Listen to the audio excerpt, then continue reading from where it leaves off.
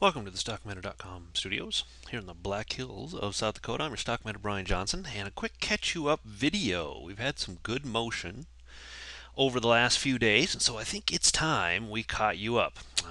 Usually do it, like I said, on a lot of times it's scattered throughout the week. Usually do it on a Tuesday.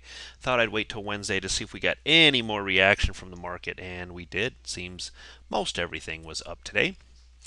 And so the bull run for the last 3 days looks pretty good, guys. So what we had here was hit of this top, hit of the bottom, top, bottom. What we were basically doing is working ourselves within a range of about 13,350 to 13,650 on the Dow. You'll find this theme pretty common throughout most of the indices. But what we're seeing here basically is an attempt by the market to kind of consolidate a little bit. What's it going to do? Are we going to have a major drop? I gotta tell you, I've been bullish into the elections for a long time now, and I'm going to continue to be bullish into the elections. It's just unusual to see a huge market crash before the elections come. Of course, that doesn't mean we won't get pullbacks, and I do expect one to come actually pretty soon, to be quite honest. And a little bit of a pullback or a move sideways, a high base, if you will, certainly wouldn't be too, I think would actually be healthy for the market and would prepare for maybe what would then be a pretty substantial run up into and around the elections. So right now, I think we might be just finishing up the first part of that move. Today, we might have a little bit more up to go. We don't have to, but I think we're pretty close to maybe kind of a short-term top, and then we'll start to see a pullback and or a consolidation sideways in the markets. That would take maybe all of tomorrow into Friday, maybe just all of tomorrow. I would say at least a day or so of this pullback, and then eventually, maybe by the time Friday afternoon hits and or beginning of next week, we would then start to see maybe a heavier push to the upside, and then that should carry us up and into the election time. So that's where I kind of have us now. Looking at the chart in front of you, we've been talking about this for weeks. This, kind of stuck in this range, and we had beautiful taps of the highs, beautiful taps of the lows. Little bit of a bleed down here. Now, I don't do a whole lot of Elliott Wave in this video. I'll talk ever so briefly about it for those of you that do like Elliott Wave and do understand it. Number one, let me also tell you guys before, since I'm on the subject, I found an old Elliott Wave webinar that I used to do. And I'm going to bring it back. I'm going to resurrect it. So if you guys are actually interested in knowing more about Elliott Wave, if you want to learn what are all the 1, 2, 3, 4, 5s and ABCs and stuff I hear about this, if you don't really understand it, books have maybe helped, but you're looking for, maybe just a little bit of one-on-one, I'm going to do a webinar on it. And you'll have time to ask questions and kind of pick my brain about it. And I'll do as much as I can. Now, this isn't something that I obviously do every single day. I don't spend my life with Elliott Wave because it's only used for me as confirmation, not indication. And I'll get into that when we talk about it in the webinar. But if you're interested in that, I'm going to bring it back. It's going to be $49 to participate in the webinar. Super cheap. And send me an email. Let me know if you're interested in that, and I'll put you in with the rest of the group. There's only a few people right now for my subscribers, and we'll make a small kind of tight-knit group of it, and that makes it actually a lot better for most people because you get to ask more questions, and you don't have to wait for somebody else, and it'll be a really nice opportunity. So there you go. Let me just get that out of the way. If you want to be a part of the Elliott Wave webinar, let me know, and I'll put you on the list. Okay, Elliott Wave, here we go. This looks like it could have been a sideways correction where we had a little here. A, 1, 2, 3 up for B, 1, 2, 3, 4, and this looked like a finishing 5 down here for C. And it sure seems to be playing out very nicely in that caliber. So I love what I'm seeing right here. This then would be maybe just wave 1. Then we're looking for a pullback and then a push up, like I said, into the rest of the month and into the elections. All right, so breaking below this, putting in that little finishing 5, and pow, back to the upside. Now we're stuck right here, yet again, in between this big range we've been watching. So going forward, what are we looking at? Well, drops below here for shorts, moves above here for longs, and I think that's pretty clear on the daily as well. I've just got the 2 lines drawn in, and I think it's pretty simple. Today you'll notice that we got above the 20-day yesterday, we held the 20-day today, so I like what I'm seeing out of the bulls here so far. Looks very good.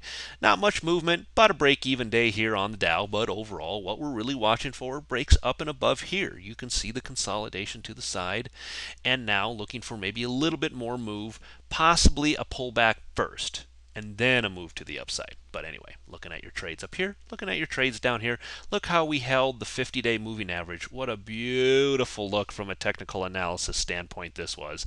A nice move up to here, 5 down for A, 1, 2, 3 up for B, 1, 2, 3, 4, 5 down for C. That's an Elliott wave. Beautiful sideways correction called a flat.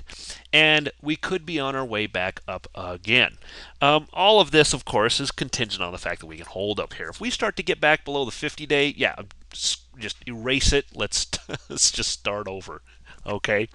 But as it is right now, it looks very, very nice from that kind of a standpoint. So we'll see if we don't get these pushes to the upside. Moving on to the NASDAQ or the NDX, you can see here that this hasn't quite caught up yet. Now, the NDX has been a little bit more weak than the other indices. Why? Well, a lot of it, I think, has to do with this little head and shoulders we put in. We didn't quite get the full resolution yet on the head and shoulders pattern. But as you can see, still not necessarily done with this move. I want to show you that here in just a second.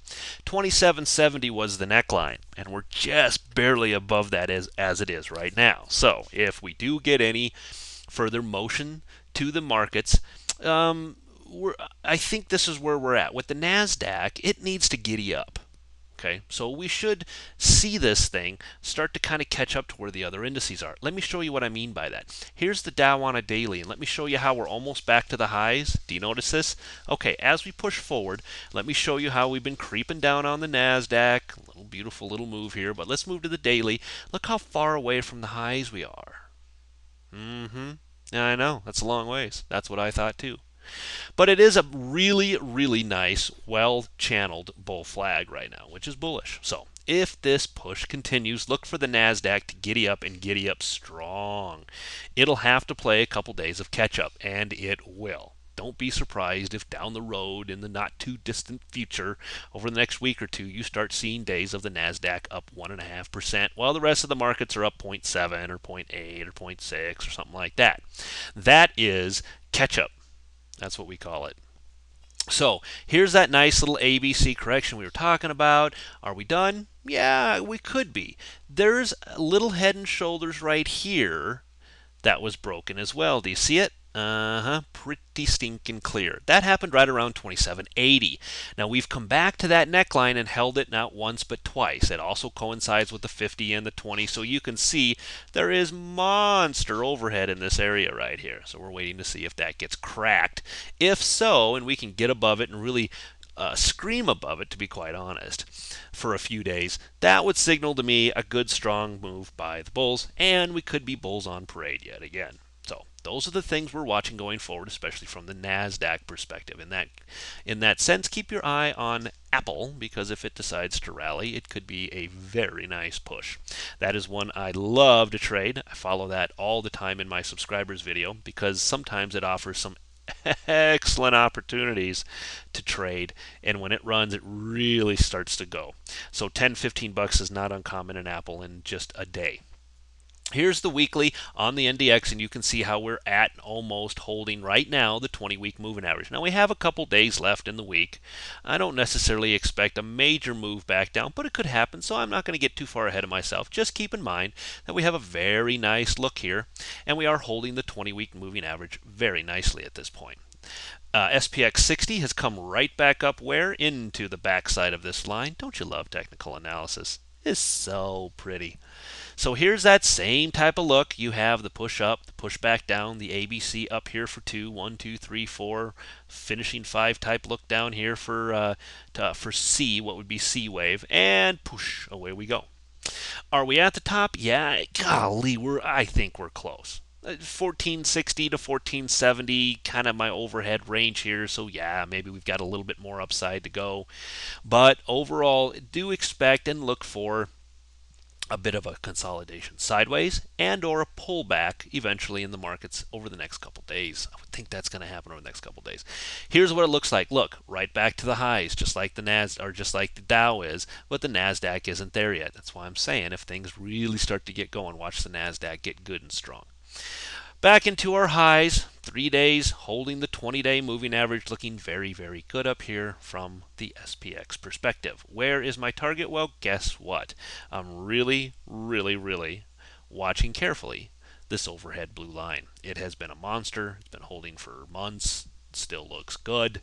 That'll be the first area I'll be watching very closely, hence my target. You know, the 60, 70 area up in here. I don't know. We could start to pull back tomorrow. I'm not sure, but be looking for it anyway. Back down below the 50-day moving average. Okay, now you've got a reason to maybe look at some short opportunities in the SPX. Things could get a little bit more sinister if we do get back below here before we break the highs. So keep that all in mind. VIX daily. Look at this. Consolidating, consolidating, consolidating, but still really low.